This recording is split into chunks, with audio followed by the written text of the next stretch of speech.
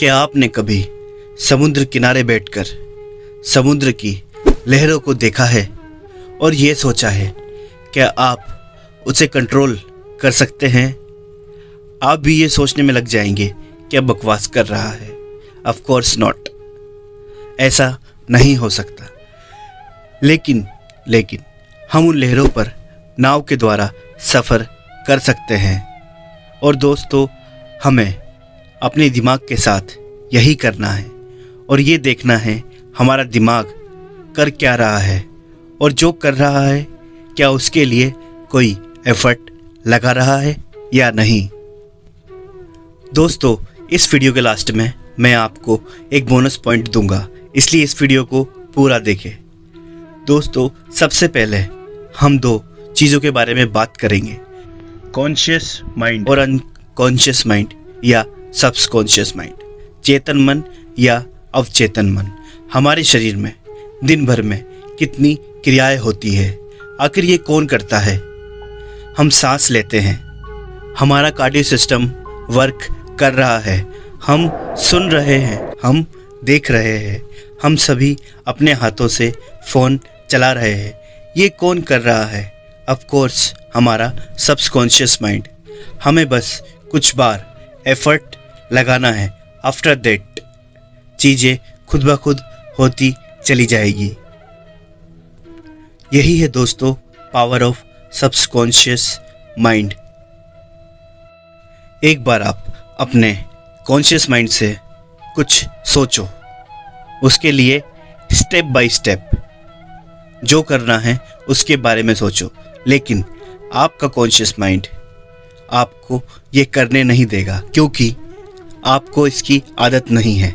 और अगर आपने अपने कॉन्शियस माइंड को ये करने की आदत डाल दी जो आप उससे करवाना चाहते हैं, तो सबकॉन्शियस माइंड आगे का काम कर देगा और आपको पता भी नहीं चलेगा।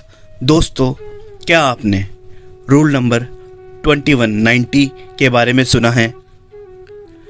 अगर आप कोई भी गोल सेट करते हैं और उस पर 21 डेज तक काम करते हो, तो आफ्टर दैट 21 डेज आपको उसकी हैबिट हो जाएगी।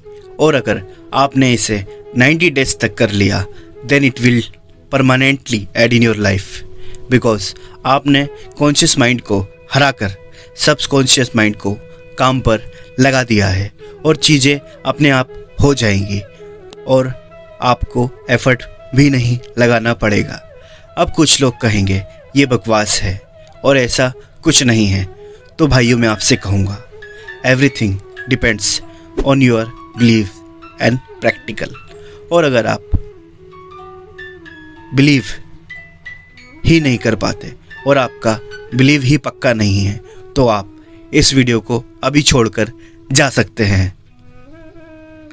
मैंने ये वीडियो उन लोगों के लिए बनाई है जो अपने आप पर बिलीव करना जानते हैं। तो दोस्तों, अब मैं आपको अपने बचपन की एक स्टोरी सुनाता हूँ। मुझे सुबह जल्दी उठकर पार्क जाने का मन करता था, पर मैं जल्दी सुबह उठ नहीं पाता था और जब मैं पार्क जाता था उस समय मेरे सारे दोस्त पार्क से वापस आ रहे होते थे। ये बात मैंने अपनी मम्मी से शेयर करी कि मुझे सुबह जल्दी उठना है, तो मैं क्या करूं? मेरी माँ मुझसे बोली, बेटा आज रात को सोने से पहले प्रे करना और कहना, हे भगवान मेरी आत्मा मुझे उठा दे 5 बजे। मेरी समझ नहीं आई कि मेरी माँ ने मुझसे क्या बोला, लेकिन अगली सुबह मैं नॉर्मल से थोड़ा जल्दी उठा। फिर नेक्स्ट डे मैं वैसा ही बोलकर सोया जैसा मेरी मम्मी ने बताया था और अगली सुबह एग्जैक्ट 5 बजे मेरी आँख खुली और मुझे यकीन नहीं हुआ। लेकिन आज जाकर मुझे पता लगा ये सब मेरे सबकॉन्शियस माइंड के बारे में था और उसी की वजह से हुआ था और पक्के बिलीफ की वजह से।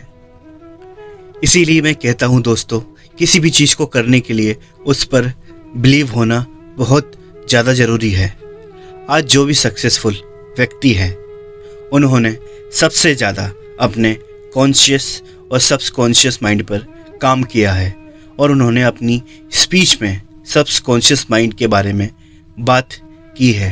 लगभग मैं वही बातें आपसे कर रहा हूँ।